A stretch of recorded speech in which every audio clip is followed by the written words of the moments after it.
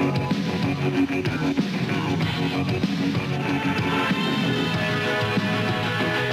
the sun and the air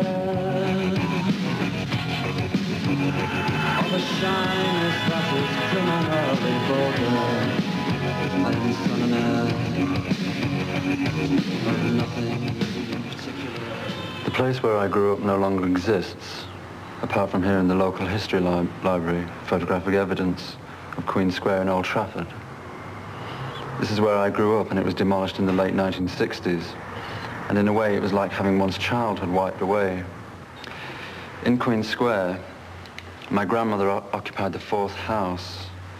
We occupied the 5th house. And the 6th house was occupied by my mother's sister and her family. So it was a very strong community, and it was very tight, very solid, and it was also quite happy.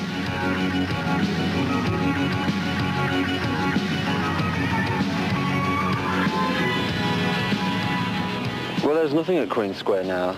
As you can see, everything has just vanished. It's just like the whole thing has been completely erased from the face of the earth.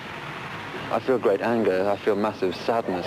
It's like a complete loss of childhood, because although I've always lived in Manchester, and I've always lived relatively close to here, to this part of Manchester, now, when I pass through here, or even being here today, it's just so foreign to me. And that's quite sad, I think. The old St. Wilfrid's, the school that I went to for many, many years, once stood here. It was pulled down in 1969, which was a great shame because it was a school full of character. It was replaced by this new modern school. Hello, Stephen. Nice to see you again. Nice to see you. Very pleased to hear about your success. Oh, thank you. We're just looking at some of the... Are you going through old times? Some of the old pictures here. He was saying that, that the building here, how it sort of brings back some of the memories, and how the children used to talk about the upstairs being haunted. It used to be sort of a little game that they... So this is... This is my secondary school, and I have very different feelings about the school than I do about St. Wilfrid's, the junior school. This was a very sadistic school, very barbaric, and by some strange miscalculation of nature or whatever, I ended up here. I don't know why. And 5 years of education here proved to have no effect upon me whatsoever, and I'm sure no effect upon anybody else, except certainly in a very adverse sense. Not to be recommended. I left Hume. I came to live in Stratford on a road called King's Road. I lived there for a very long time.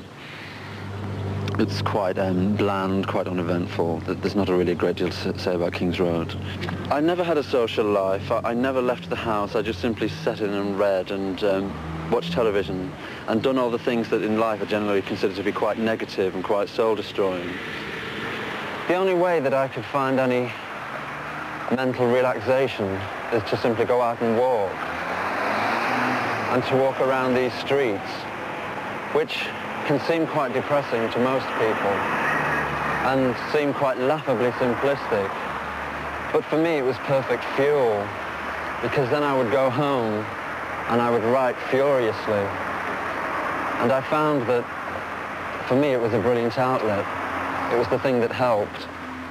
But also you have to have a grain of hope, which is a very difficult thing to have.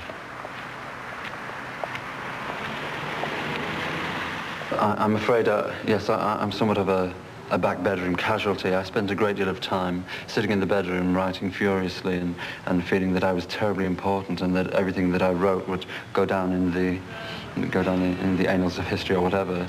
And it's proved to be quite true.